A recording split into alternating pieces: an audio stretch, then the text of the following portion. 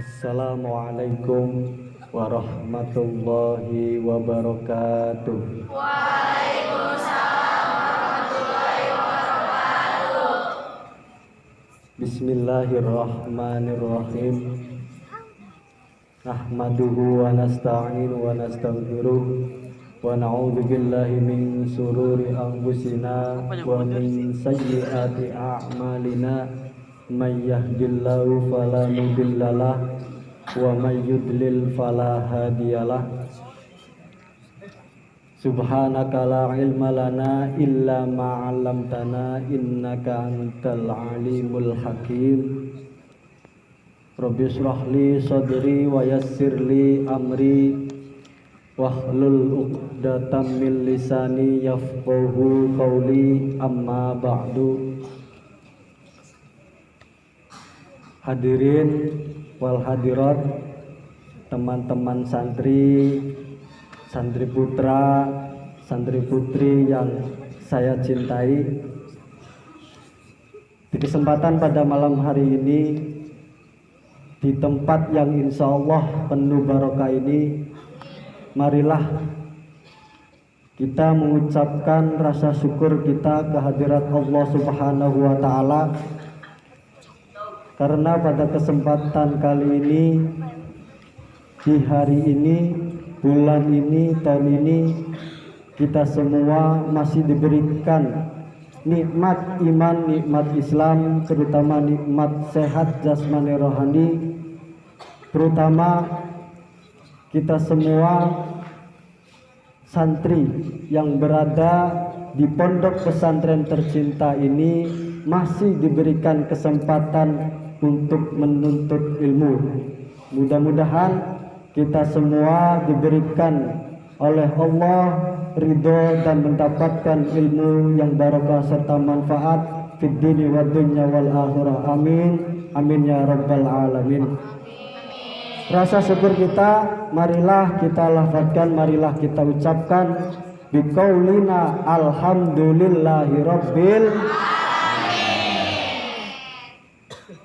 Salawat serta salam semoga tetap tercurahkan kepada kehariban Nabi Agung Nabiuna Nabi Muhammad sallallahu alaihi wasallam. Allahumma salli ala sayyidina Muhammad. Semoga dengan bersalawat kita semua mendapatkan naungan syafaat dari baginda Nabi Agung Muhammad sallallahu alaihi wasallam. Amin amin ya rabbal alamin. Teman-teman santri yang kami cintai,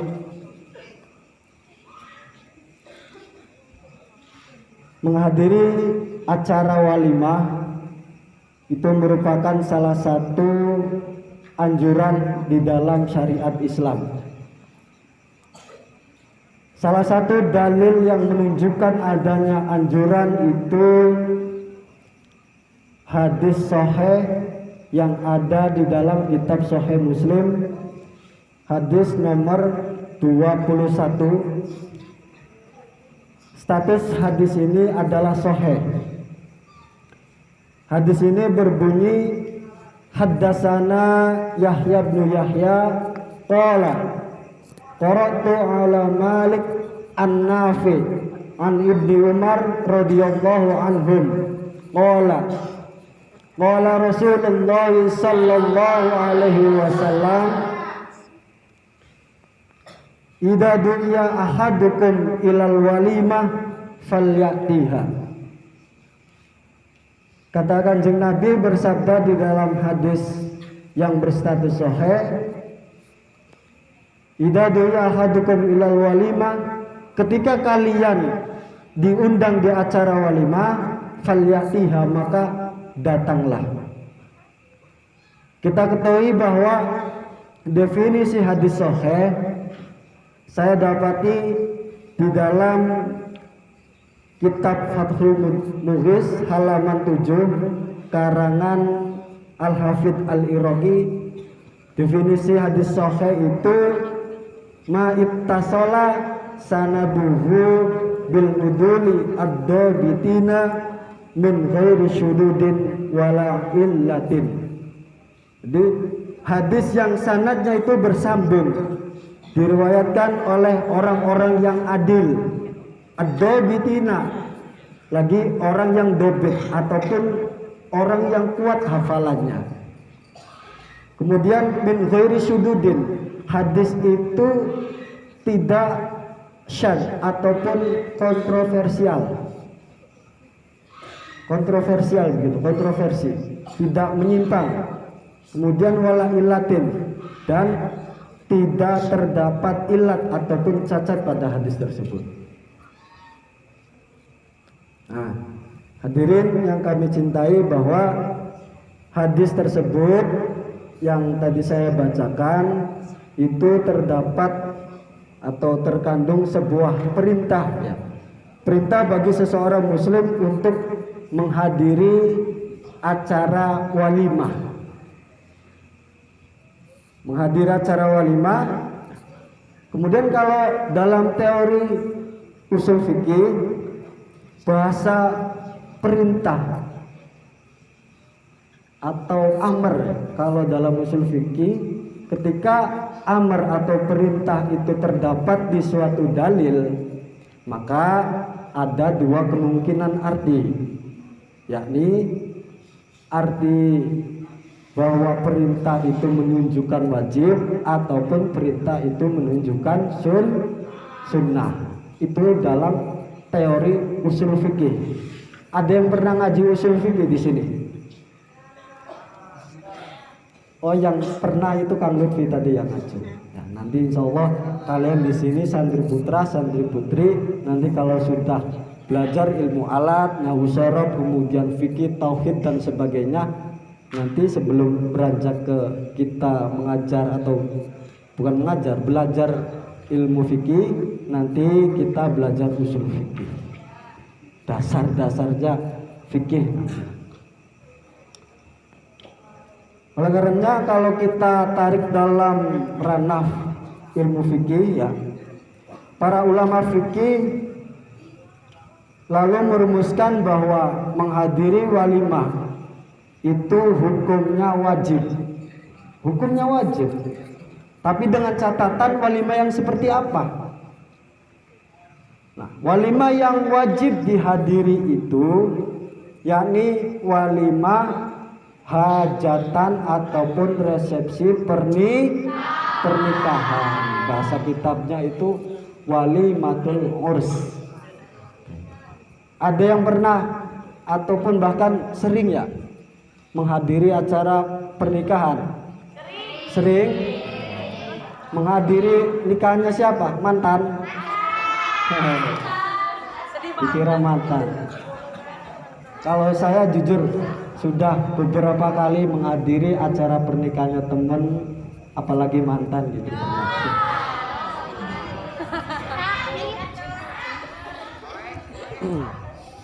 Ya. Nah, itu menurut ulama fikih. Jadi wajib ketika walimah tersebut berupa walimatul urs ataupun walimah pernikahan, resepsi pernikahan. Gimana kalau walimah yang selain pernikahan, yakni kayak contoh, misalnya walimah khitan di sini ya, santri putra semua udah pada khitan kan, udah pada sunat, ada yang belum? Alhamdulillah insya Allah pada semua, enggak semua lah masa ini. Walimah khitan, walimah aqiqah, kemudian walimah haji, safarul haji, itu menurut ulama fikih hukumnya hanya sekedar sunnah, seperti itu. Perincian hukum tersebut ada sunnah, ada wajib, itu saya dapati ya di kitab Fathul Wahhab juz 2 halaman 104. Itu Fathul Wahhab karangan Syekh atau Imam Zakaria Al-Ansari. Lafadznya wal ijabatu li ursin fardu ainin wa li ghairihi sunnatun. Seperti itu. Menghadiri acara atau walimatul urus, walimah pernikahan itu hukumnya fardu ain. Wali ghairihi sunnatun, sedangkan menghadiri acara walimah yang lain itu hukumnya hanya sekedar sunnah. Makanya kemudian anjuran menghadiri walimah itu boleh untuk dihadiri. Kemudian ya khususnya boleh yang dihadiri, dianjurkan boleh dihadiri, khususnya walimatul urus ataupun walimah pernikahan. Nah, dan tidak dianjurkan untuk dihadiri dalam walimah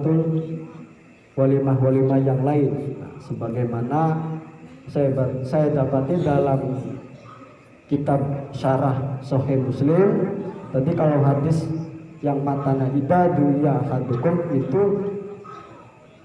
matan hadis. Nah, ini di syarah Sahih Muslim, wa amal a'daru allati yasqutu ila akhirih, yang artinya adapun nanti udzur yang menggugurkan kewajiban atau kesunahan mendatangi walimah itu diantaranya ya pertama, jadi ketika kita boleh tidak menghadiri acara walimah tersebut dengan catatan yang pertama, kalau ada udzur. Yang pertama itu suguhan yang telah disajikan itu tidak jelas halalnya. Jadi ini makanannya bukan makanan yang umum, ada karedong ya, ada semisal mie ayam, ada soto, bukan itu, tapi makanan-makanan kayak dari luar negeri, kayak dari Jepang, kayak Korea, itu kan belum jelas kehalalannya, maka itu tidak wajib dihadiri. Itu yang pertama. Untuk yang kedua, undangan walimah itu dikhususkan bagi para agniya, bagi orang-orang kaya saja. Ada orang ngadain pernikahan, resepsi, tapi yang diundang cuman bos-bosnya saja, orang-orang kaya, maka kita tidak wajib untuk menghadirinya. Itu yang kedua. Yang ketiga, terdapat orang yang tersakiti di acara itu. Nah, ini yang perlu diingat dan yang perlu diperhatikan. Udzur di sini terdapat orang yang tersakiti. Jangan sampai ya kita menyakiti hati orang lain. Kalau hati kita tidak ingin tersakiti. Contoh, kalau kita mendapat undangan suruh hadir, kita tahu bahwa yang ngundang itu ternyata contoh mantan kita ataupun seseorang yang pernah kita sukai atau seseorang yang pernah kita sayangi, seperti itu. Nah, jangan baper ya.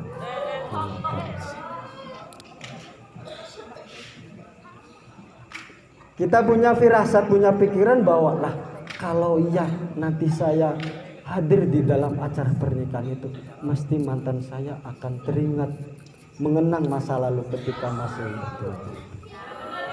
Kerja, jangan sampai kita menghadiri walimah kayak gitu.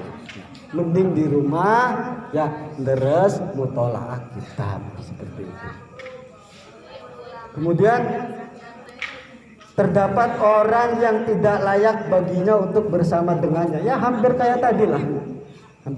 Kemudian yang kelima, diundang karena khawatir perilaku buruk dari dirinya. Khawatir kalau kita hadir ke acara pesta pernikahan, resepsi pernikahan, sikap kita jadi buruk. Entah ada faktor internal ataupun faktor eksternal, itu kita tidak wajib menghadirinya. Untuk keenam, diundang karena mengharap sebuah jabatan dari orang yang mengundang gitu. Kita ngarepin lah, saya pengen hadir biar saya itu diangkat sebagai ketua pondok. Contoh, ini mah contoh. sebagai ketua pondok ataupun sebagai bendahara pondok. Itu jangan. Itu kewajibannya sudah gugur ketika akan menghadiri walimatul urus. Yang ketujuh, diundang agar ia berkenan membantu dalam hal kebaikan. Tuh. Istilahnya yang ketujuh, udzur-udzur yang ada 7 itu ya, merupakan udzur yang memperbolehkan tidak menghadiri undangan. Sebagian udzur yang lain adalah ketika seseorang mengajukan alasan ketidakhadirannya pada orang yang mengundangnya. Hadirin teman-teman santri yang saya banggakan, yang saya cintai, berdasarkan referensi tadi yang saya jelaskan, hadis, kemudian teori usul fikih, kemudian kita tarik dalam ranah ilmu fikihnya, itu secara umum dapat disimpulkan ya bahwa kewajiban ataupun kesunahan menghadiri acara walimah itu bisa gugur. Kita boleh tidak menghadiri acara walimah dengan catatan di acara itu terdapat kemadorotan ataupun kemaksiatan. Jadi kemadorotan itu lebih besar, lebih banyak ketimbang kemaslahatannya. Jadi kita sudah gugur kewajiban untuk menghadiri acara walimah tersebut. Dalam teori usul fikih juga makanya ada itu kaidah fikih yang menjelaskan bahwa darul mafasid muqaddamun ala jalbil masalih, seperti itu. Jadi mencegah terjadinya kemadorotan itu lebih baik daripada melakukan kemaslahatan. Itu di dalam kaidah fikih.